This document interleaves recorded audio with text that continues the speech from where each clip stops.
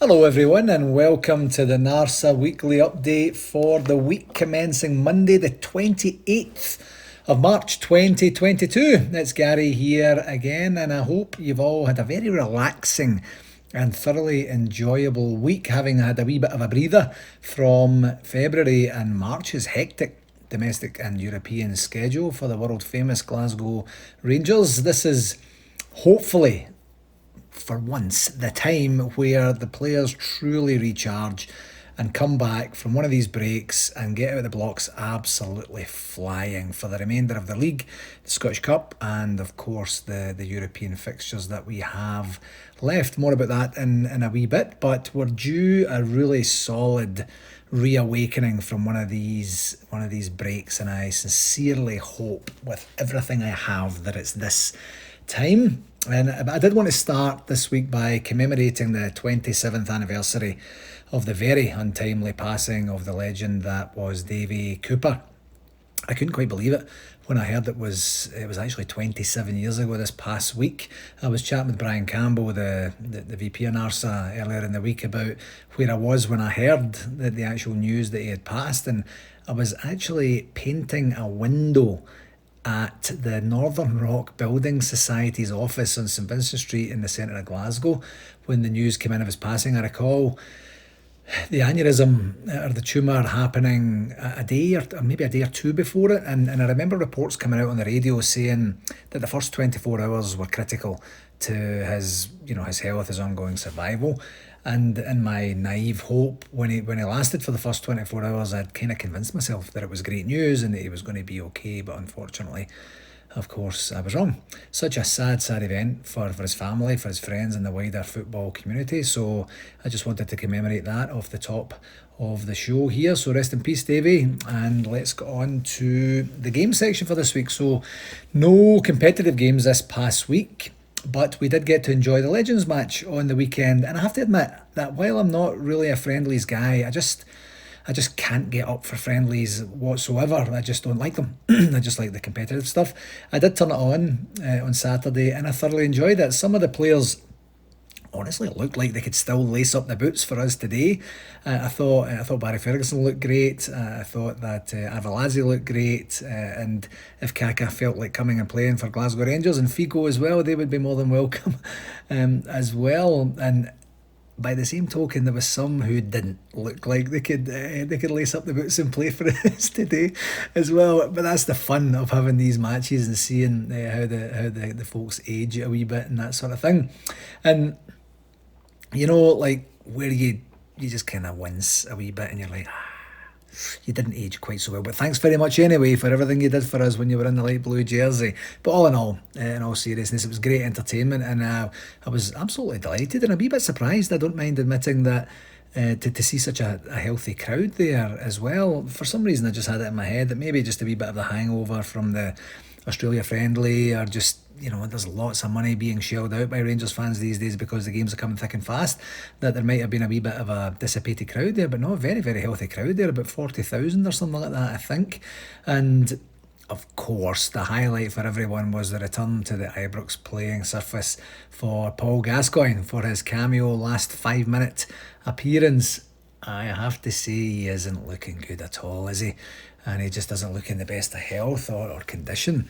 And for a former athlete who's just 54 years old, he's kind of aged not ever so gracefully. I know that he's had obviously a hell of a lot of problems and stuff going on in his life. I'm not criticising the guy at all, but it was I had a wee pang of kind of regret for him, when I seen what he was like. But he lit the place up, didn't he? And every time the camera went on to him, the crowd were going wild as well. And then through some very fortuitous, should I say generous defending, he got his goal and the man of the match award at the end of the game. It was just great to see the crowd responding to him, and I really truly hope that he keeps in good health and spirits for many, many years to come. I was very fortunate to be at Ibrox and away grounds when he was in his heyday with us, and boy oh boy was he an absolute genius. So this week our only game is the absolutely critical absolutely 100% critical Old Firm game at Ibrox, which is this coming Sunday, the 3rd of April, with a 7 a.m. Eastern Standard Time kickoff. That's noon in the UK. I'm fairly sure I don't need to explain quite how important this game is for the club and our aspirations for the season. This is really a genuine catalyst to see what happens for the remainder of the season. We beat them, I thought, fairly handily at home earlier in the season. I know it was just 1-0, but I didn't feel like there was any doubt that they were going to win the game. And then we absolutely capitulated in the game at Sharkhead in February, and I thought we were fortunate to escape with a 3-0 doing. This team really owes the fans a big performance in this game to truly show this mob from the East who the best team in the country is. I believe the best team is us, but maybe it's not. And Sunday will give us a better idea of that. I sincerely hope that it is us, and I'm fairly confident that it is. Win, and we're back in a very strong position. Draw, while it's not the end, it makes things more complicated for us in the run-in. Lose, and us clawing back 6 points, and what would that be? At least 16 goals of a goal difference in 6 games is going to be a very difficult task. As I think I've mentioned before, they're just picking up results now, and they seem to have stopped losing goals as well. So we need to find out a way to neutralise their attacking threat and exploit them at the back. And I know that's easy for me to say, but we need every single Rangers player on at least a 7 or an 8 out of 10 for the entire game. And it's, if we get that from them, I'm very confident that we'll get the results. And don't over-respect the opponent as well. If you truly believe that we're better than them, which, as I say, I think we are, then we go out and we show that, and we react to the conditions of the game, and we manage the game out and do what we need to do. I truly believe that this game sets us up, as I mentioned earlier there, for the remainder of the season. Win it, and win it well, then we're on a high moving into the remaining games. Don't win it, and see what detrimental effects that'll have on the fans, on the atmosphere on the club, and on the team as well. So I don't often beg, but please, Rangers, win this match for everyone, please. For RTV, same as before, our main focus right now is to collect remaining fees from all clubs who haven't paid for the season to date yet.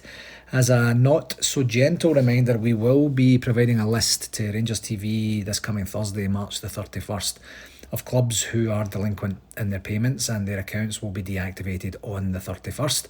And I can tell you, as I've mentioned a couple of times before, and I'll mention it again a wee bit in a while here, but the entire NARSA executive will be in Las Vegas this weekend for a series of planning meetings. So we will not be in a position to help any last minute clubs get their accounts reactivated.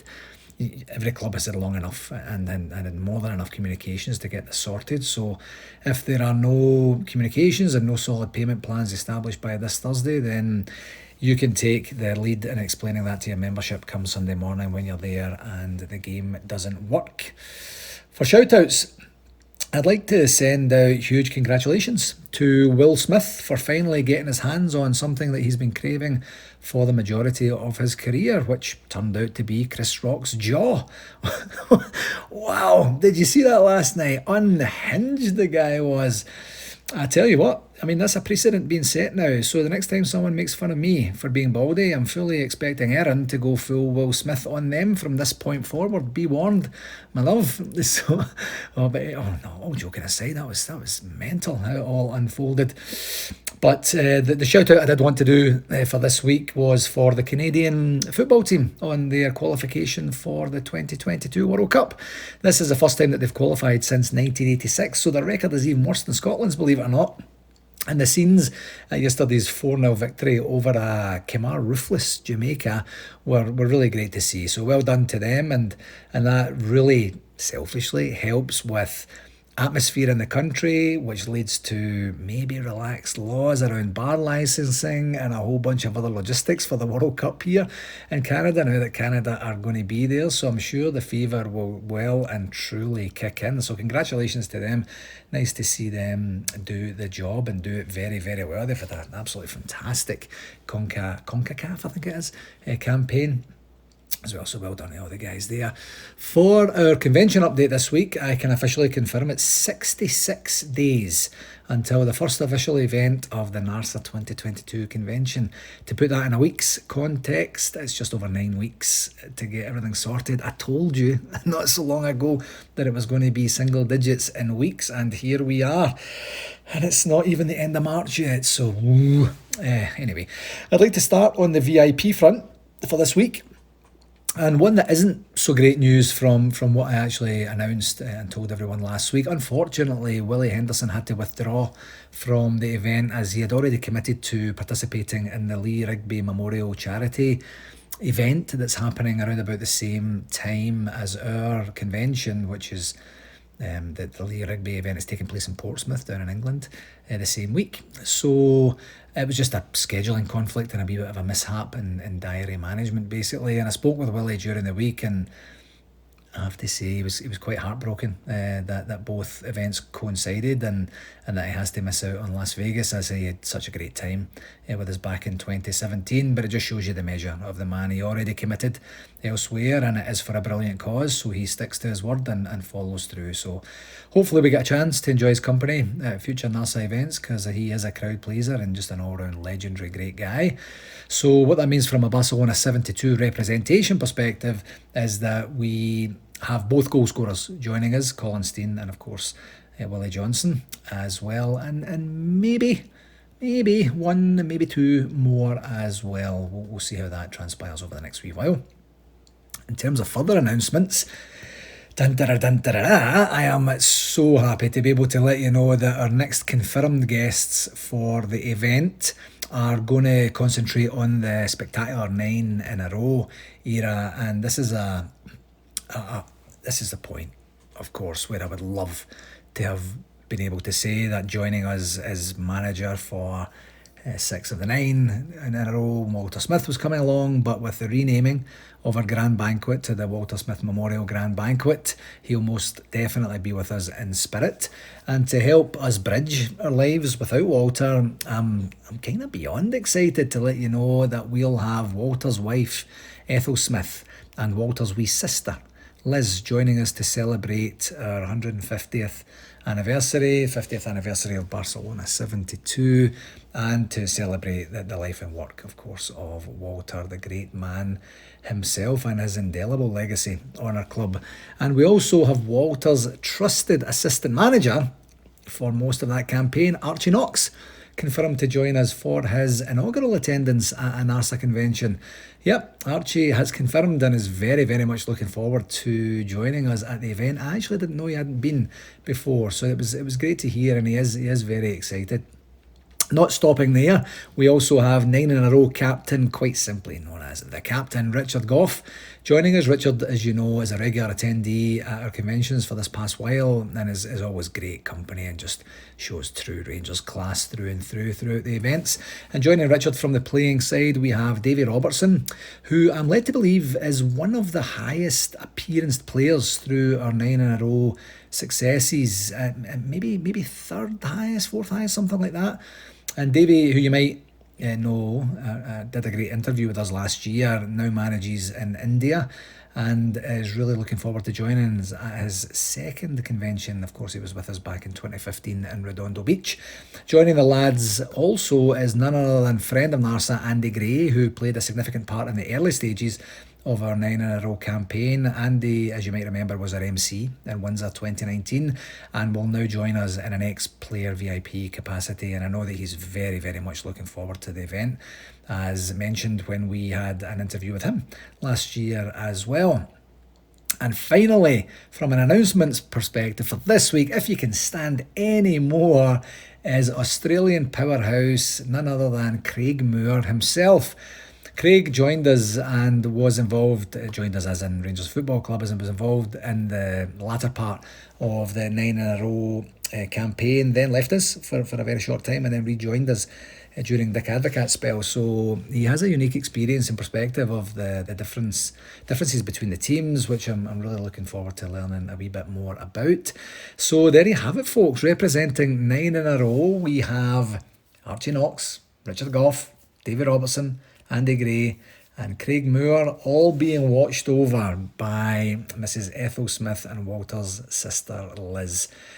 This is a fantastic lineup and one that is going to have the attendees buzzing, I'm sure. I hope you're as excited as I am. And we'll be working on formally getting their bios organised and out there through our other communications channels over the next wee while.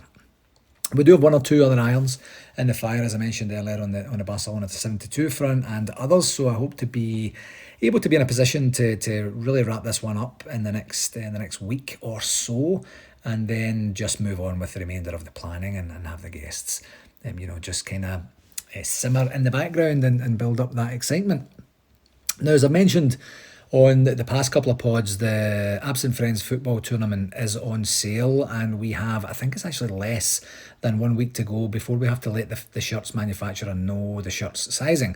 So if you're going to play, you need to sign up now. And as I also mentioned last week, we have just over 3 of the 4 teams, numbers-wise, already filled up. So please don't wait until the last minute, because you're going to just end up disappointed. And if you needed any incentive to get your dusty old boots out and your shinnies and your socks and your shorts and play in a tournament, I can confirm that we have the following coaches who are signed up for their respective teams.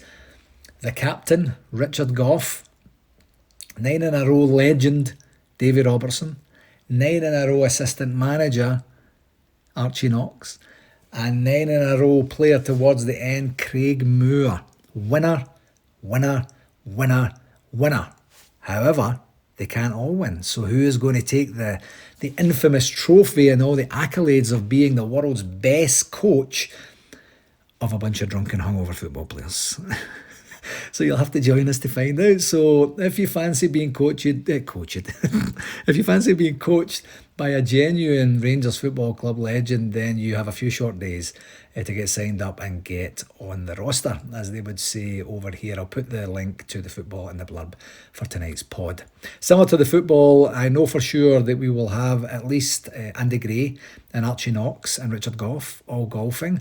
And the golf days are just brilliant opportunities to get some dedicated time with these icons and hear a story or two, some that might not be for public consumption, and get a photograph and an autograph without having to wait maybe in line as you might do at some of the more official events. So if you've been holding off on the golf, same as the football, please stop doing that and just get it booked. And again, I'll put the link for the golf in the blurb for tonight's pod as well. And as I also mentioned just earlier in the show and on last week's pod, we are heading down to Las Vegas this coming Friday and Saturday for a series of meetings with the hotel and with ourselves, and a walk through with the hotel leadership to make sure that we have all of the particulars that need to be taken care of, discussed and straightened out. And we'll be solidifying our plans to ensure that any gaps that remain for right now are truly shored up before the event. So if you happen to be in and around Las Vegas this weekend, let me know, as it would be great to see you. And if we don't catch up before it, we can at least catch up at the game, because I mentioned that we will be visiting the Bears from the Las Vegas Loyal Rangers Supporters Club for the Old Firm game at 4 a.m. on Sunday. What can go wrong? Having a couple of beers in Las Vegas at an Old Firm game at 4 a.m. on a Sunday morning in Las Vegas. Oofed. I guess we'll find out next Monday and see what sort of state I'm in for recording the pod. But actually, on that point, if, and this is a big if, I sound a wee bit rough on Monday's pod next week, I have to tell you, it's probably nothing to do with anything that goes on in Vegas. It's more likely because I am starting back working in the office tomorrow. I'm going to be going into the office Tuesday, Wednesday, Thursdays for here until I leave, or I'm invited to leave my current job. So if I sound a bit rough, it's work lag. That's what it's going to be. So let's stick with that and see how it goes between now and next week. Anyway, the main focus for our group this week is to get our communication sorted for the confirmed VIPs and, of course, the planning for the planning as well. Just another regular plug for our frequently asked questions document that we discussed last week. I can't tell you the amount of times that either on WhatsApp, on text, on Facebook Messenger, or on email that I say to folks, go check out the frequently asked questions document and look at this section, and that will give you everything you need. And I guess I'll continue to do that, but if you can spread the word that there actually is an FAQ and that it actually does contain content that's meaningful for people, then that would be kind of handy as well. On the communication front for this week, the Charity Foundation, the Rangers Charity Foundation, announced the launch of their 150th anniversary badge on the website last week, and the article said the Rangers Charity Foundation's new badge celebrates the historic 150th anniversary of Rangers Football Club and is now available to order. The badge features a specially designed 150th anniversary dual crest, which includes both the club's symbolic commemorative crest as well as a special all-gold version of the foundation's scarf. You might have seen Giovanni Van Bronckhorst wearing it at Ibrox recently. To get your hands on this collector's item and show your pride in your club and support for your foundation, you can order the badge for just £3 plus postage and packaging. Orders will be dispatched by second-class post within 5 working days of receipt, and we'll also be selling the badge at the Legends game, so this is obviously from last week. And all proceeds from the sale of the badges will support our 150th anniversary appeal, and you might remember I spoke about that last week, which is helping us build the future of the foundation and create 4 amazing legacy projects. So I'm actually kind of hoping that we'll be able to have some of these badges available for sale in Las Vegas too. More to follow on that in terms of what we're going to get organised and sorted out for our Charity Foundation event on that. Probably not next week, maybe the week after. So I'm going to put a link to the article. I basically read out the whole article there, but I'll put a link in the blurb in case you want to go in and actually make any orders for those badges. And the club and the Charity Foundation again also announced grant funding coming in from the UK government to contribute to ongoing development of the Ibrox Community Complex. The article said the Rangers Charity Foundation and Rangers Football Club were delighted to welcome the Right Honourable Alistair Jack, the Secretary of State for Scotland, to the Ibrox Community Complex to discuss plans for the regeneration of the facility. The Rangers Charity Foundation has been awarded £150,000 grant from a fund to improve grassroots football facilities provided by the UK government for the reinstatement of a full-size synthetic pitch that will help fast-track the restoration of the venue. A total of £2 million of UK government money is being spent across Scotland as part of the scheme. And Scottish Secretary Alistair Jack said, "Football is the beating heart of Glasgow, and this £150,000 UK government investment will help the Rangers Charity Foundation, working with Rangers FC, to breathe new life into this vital community complex. With Ibrox Stadium as a backdrop, people from all walks of life will be inspired to get active and enjoy the physical and mental health benefits that playing the beautiful game can bring." In total, £2 million UK government funding is transforming grassroots football facilities right across Scotland, from the Borders to Moray and from Inverclyde to Dundee, helping communities become winners on and off the pitch. Now, someone wrote that for him, obviously, but it sounds quite poetic. And there are more quotes in the article from Conal Cochrane from the Rangers Charity Foundation and Stuart Robertson, of course, who is our managing director. So please go check that out. And it is kind of nice to see some positivity from a government angle for a wee change. All too often they get a bad rap, and some or most of the times it's most certainly deservedly so. But on this occasion, they'll get a rousing well done from me, and good for them. And just not so much from a communication perspective, but the Legends dinner seemed to go very well on the weekend too, by virtue of the photographs that I saw on the Rangers website. It looked like a great night. And man, oh man, what a lineup of genuine legendary players that were on show. And it was also an on-pitch performance due at half-time by the brilliant St Phoenix, and then a dinner performance by Callum Beattie, who is really doing great work getting involved with Rangers and providing some really fantastic musical content to entertain the Bears. I have to say, I really like that guy. Finally, on the communications front, I wanted to provide you an update again on Rangers' response to our note to them earlier in the month regarding our request to have them rethink the friendly against that mob in Australia. And no doubt you'll have seen the club's statement from last Tuesday, which I assume to be a direct response to the earlier Club 1872 statement that was made earlier in the day. I believe it was earlier in the day that Club 1872 just simply went off on one at the club. They just went full pelt, and the club said, "The rest of this season is arguably one of the most crucial periods in our illustrious 150-year history." Great start. The men's first team and women's team are competing for major honours both domestically and in Europe. Hear, hear. It is deeply regrettable that the same small rump of supporters in inverted commas, remains intent on causing damage to our club. It is particularly concerning to note the timing they have chosen to launch their latest attack. It is lost on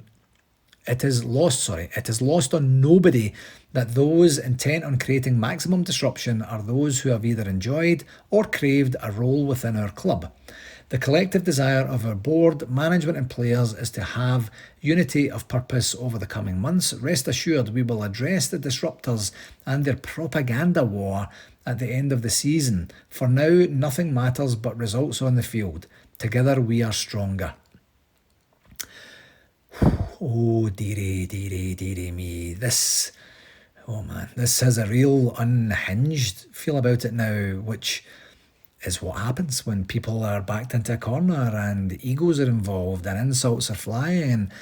And what I do know for a fact is that nothing good will come from this type and style of tit-for-tat communication. And I have to say, this is so unlike the club of late. We've been on a much more solid, focused and polished communication form in recent seasons, certainly the last couple of seasons anyway. And long story long, we, from a NARSA perspective, we still haven't received a response to our email from almost 4 weeks ago. And what that means to me is that we're just not going to get a response. So what I've managed to use my time waiting on the reply to do is a little bit of self-reflecting on the situation. And just as a wee bit of a tidbit, I'm currently training. I'm doing some education on the side to become a life and leadership coach. And what that allows me to emphasize to potential clients or to clients is that there are always different ways to look at things. So taking off my Gaz is in a rage at the audacity on display here from the club and others.